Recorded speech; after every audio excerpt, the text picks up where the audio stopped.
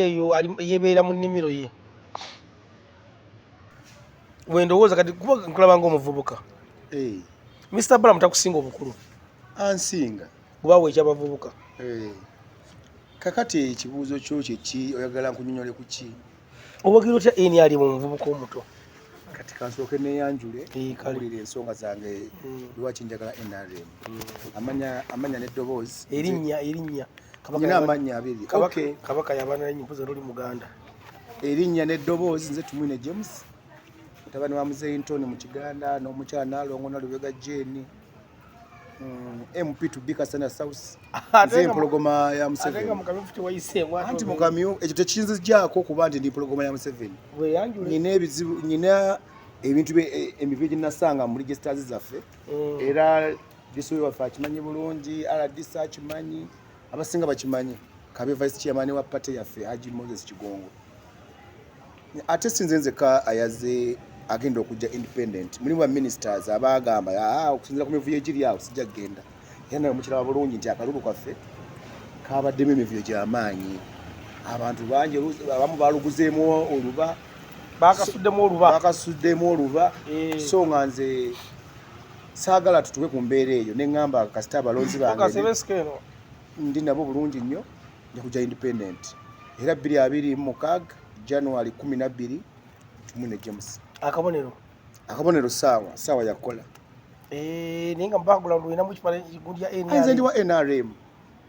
Ife tuli ba NRM PLOU yadde mukama waffe chairman waffe yatugamba tujoininge NRM naye yadde nga tekinaba kubaawo okuva dda ndi wa NRM.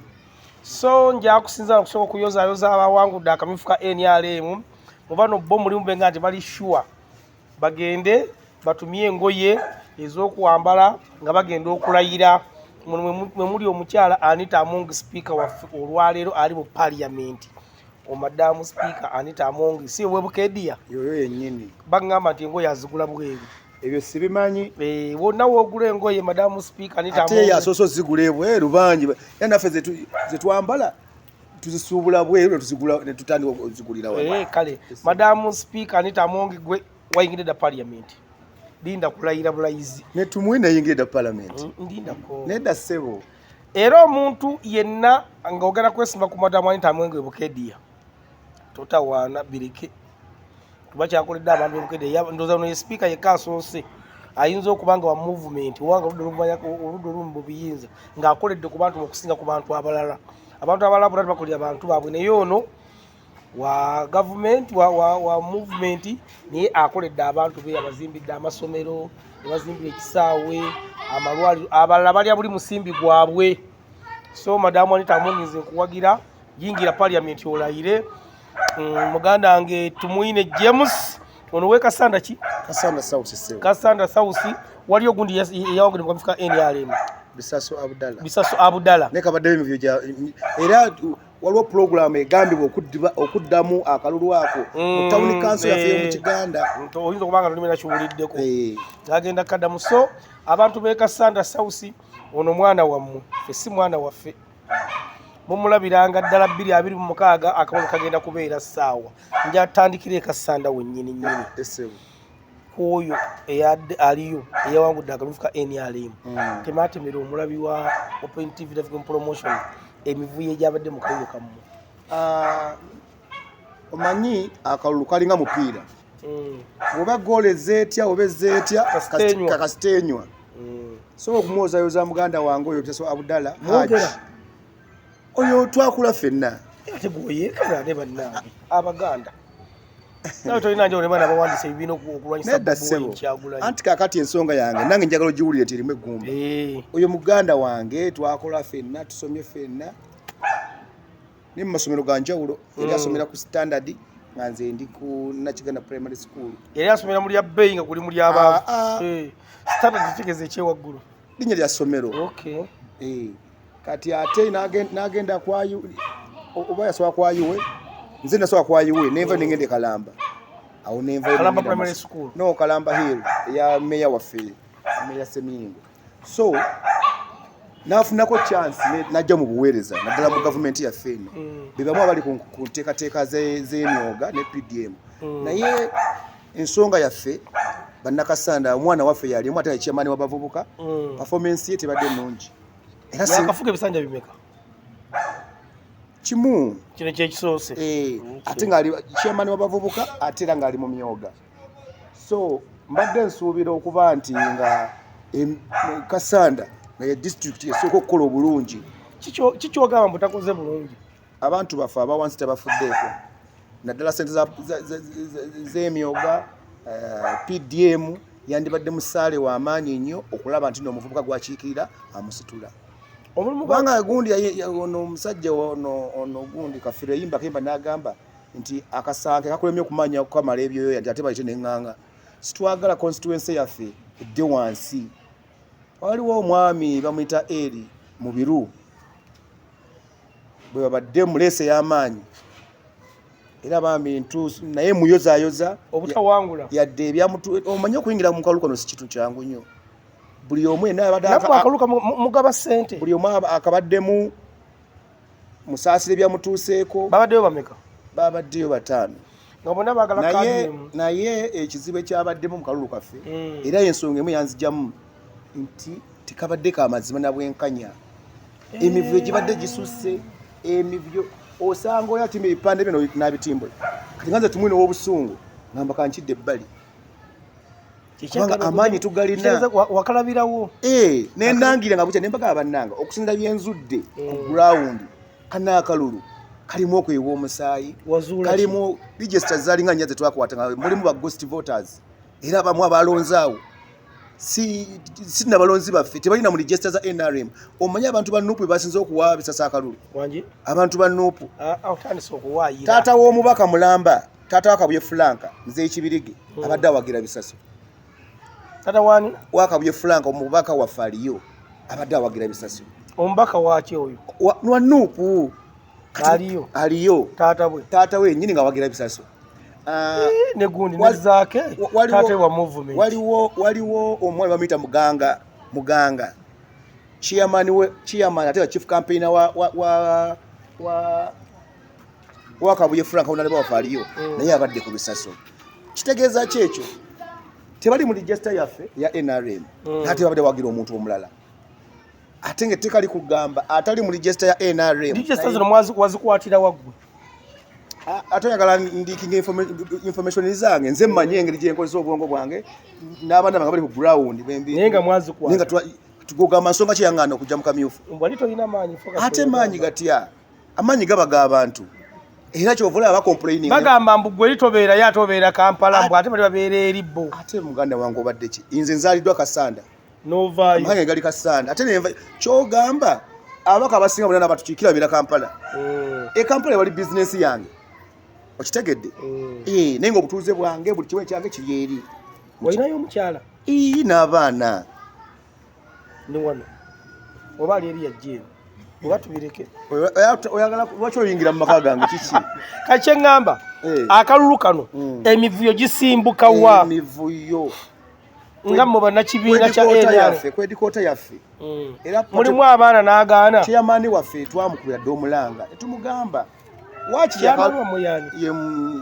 Saabalwanyi naye yayagala okuleeta enkola eyo nti tuleme kugamba nti bano batubbye bakusimbe mu mugogo babalera omu ku omu naye kiganyo okukola oba akamyufu ke mwakopa kimutaategeera twakitegeera naye akamyufu kano kati nyinza okubuulira nti no ba RDCs be basinze okutabula obululu akamyufu ka NRM kakati nabadde muka muganda wange wano omutaatine wakiso naye waliwo polling station nga 10 nga bagana ba agent ba mutaatine okuyingira okubawo yadde ekirala tubadde tugenda ku tale center ya ku district babalira obululu era nze namaze okuteekawo embeera eyawa wane wakiso neŋŋamba bannaye gwokkiriza otya nti no mutaatina candidate mulamba ayingirira agent omu naye nga kompitita we ayingire n'abantu 8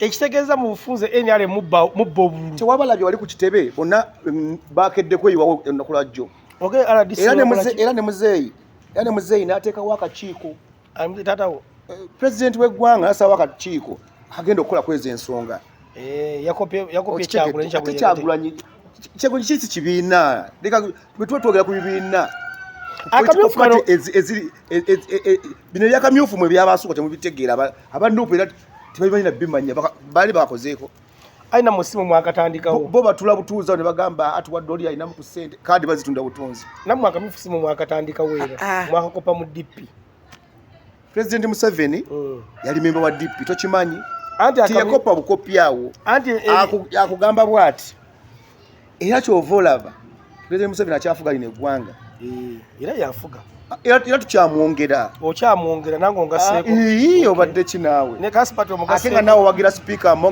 wa parliament ali mpate mpagira ebintu byakoze abikoze kuwa Museveni so sikuye yali mu FDC nga yitabikola ononya we nesibirako mbuzi ndi muwagizi wa uli muwagizi waffe uli muwagizi wa NRM lukulwe naye nze ekingana okujja mu kamyufu sigamba nti ngenze mu kibiina ekira nno nkuwa example state minister wa water yajja mu parliament ngali kadi ya NRM president namwapointinga nga state minister water Aisha Sekindi yagambirawo naye nganze byakiraba mangu oyina abakabala bomanya bagala okujja okwesima abava mu kamyufu ate bemanyi kugali minister mubaka mulamba sigenda kubala banyi nkwako example nga nkubuuza olaba minister avaamu ate ne kadi kwalyo ya NRM nga naye maze okulaba ebituli ebigenda kwa mu kalulu wako yavaamu n'agamba nze nzija independent Kalungu district naye nze nyina ka constituency ka Sanda South naye nga nemmanya ti ebizibu ebigenda okuba musigenda ku competing n'abaana abantu tumwine kubanga nze saagala kwawula mu bantu eno kampu ya gundi dikansooke maleyo nkutangaze bulungi eno kampu ya gundi takwatagana ya gundi kati nze obudde bwe nze muzaŋŋanda era mwena abakasanda abandaba omwana wa Mutumwine James nga 17 wagenda tuwandiika wendi nnyo mu kalulu naye buli omunyiivu yenna owa nuupo owa FDC owa kitaimu yakukola yesaawa ey'okukola nze mumpa akalulu ngenda kubaweereza mu mutima omulungi kyenjagala tumwine bagenda kukuwa tugenda okula ate yo bakumma akalulu togaana ate nga banyima batya akalulu jasirikiza ate yo bakuwa otujjukiranga tulikwatera byogenda kukola otuwangayokko njabawera ddala byogenda kukola ngenda kuweereza abantu okutuweereza ate nga nakutandika dda baba nyina obutindo bw'enkoze era nyongera okwebaza muganda wange eri ekikumpisiza eri etafaali ku ngudo za Afrika muzeyi wasise nja mukube jinja kyenjala tumwine ekikutuyisiza twagala otuwa ensonga ezakujja mu kamyufu kugambye nga tukebera enkala zaffe mu register zaffe nga tuzijja obujja eza NRM walimu abalonzi abaalimu nga si balonzi n'abakitundu ekyo nga tebamanyikiddwa ekyokulako kyenkuwadde kiri bwe kiti nti nno abaana ba Nuupu bonna abasinga obungi bazze ku site balonze ate nga tebali mu register zaffe gwe wategeera ekyo wali oteekeddwa kuva mu kaluba oteekeddwa kubuulya bekikwata nakola bye nakola bino wammanga RDC namugamba diso wa district namugamba abakulira intelligence ya district ne ali Haji Moses Kigongo yina ateka munamu buwandiike vice chairman ate n'ekirala uyo vice chairman waffe Haji Kigongo yajeyo kokeka Sanda ng'ali ku mivu yejo gyegimu n'atwa n'omusomo mulamba kati nze bwe nalaba ebintu ebyo ne ŋŋamba bayinza okugamba nti waliwo oba omutemo oba waliwo omusota toyitawo ate gwe n'ogamba koyitewo era nze ne nvaayo abaasigalamu ebyabatuse kwa biwulidde kakati n'okugamba nti akatawuni kanso bakaddemu kyekikazaamu akugamba abalonze abamu ababe babagaja okulonda ba agenti be ne babakola bye babakoze ate nga n'abalonze bennyini si ba NRM kakati emibyo gyennyini gy'oli mu kugamba temugala gikozesanga advantage 226 okuba obululu bwa Nuupu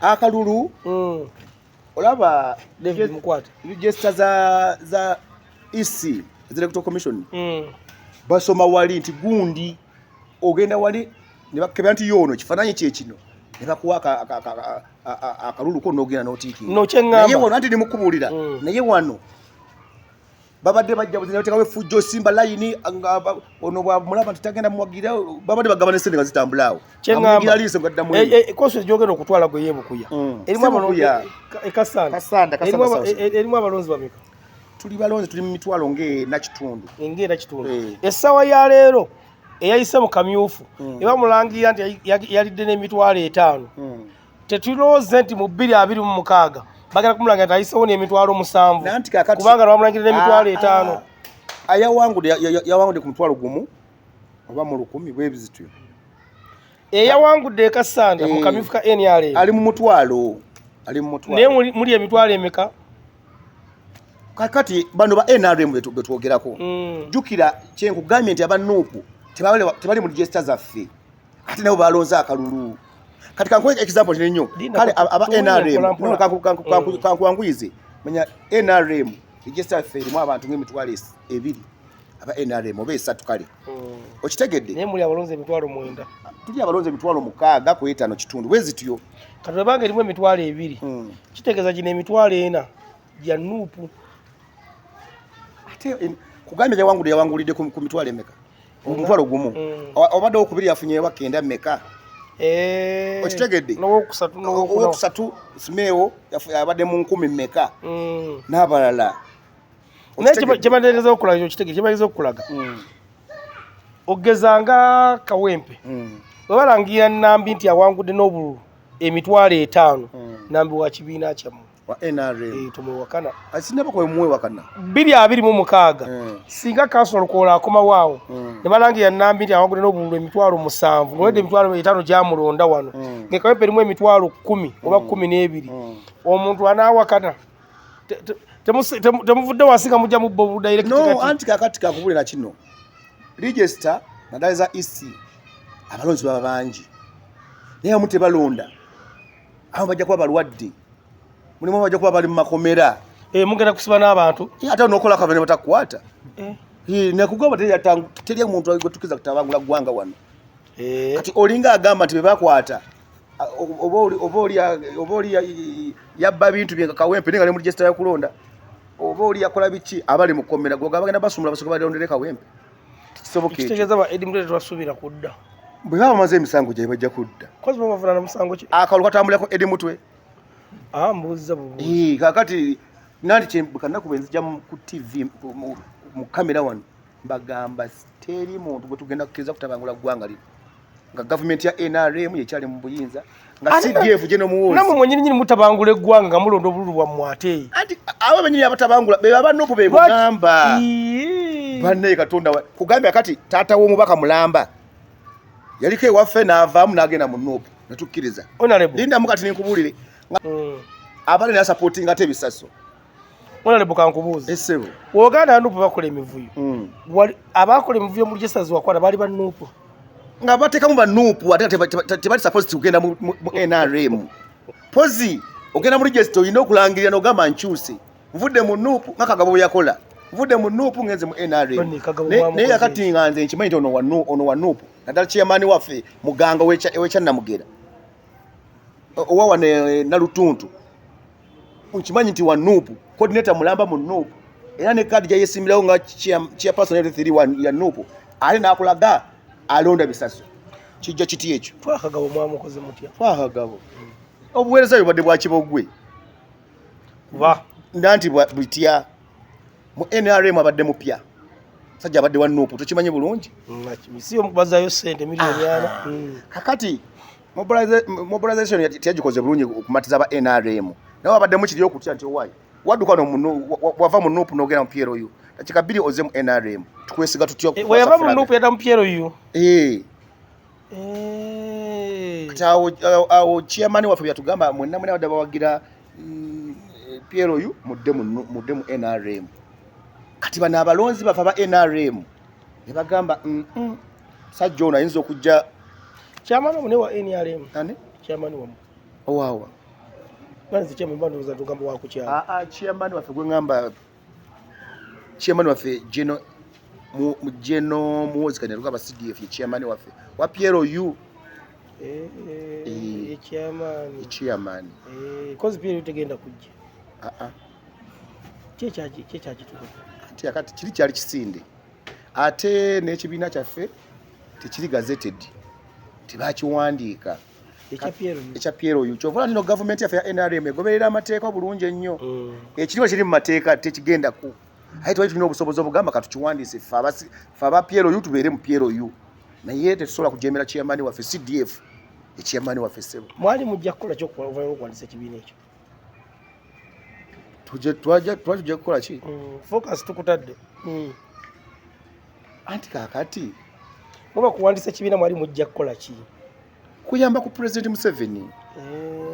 Kumuyambako. Nga bw'olaba Mau wa DP era kyekimuwinduza bwe kiri. Kati chairman waffe General Muhoozi CDF chairman wa PLU kati yadumira amagye ga Uganda. Minister Mau siyo yayigiriza abantu oluzungu mu basement Runyankole. Ebyo sibimanyi nze. Yatwitika ku Twitter ye. Naye ati nga nze saakiraba ekyo.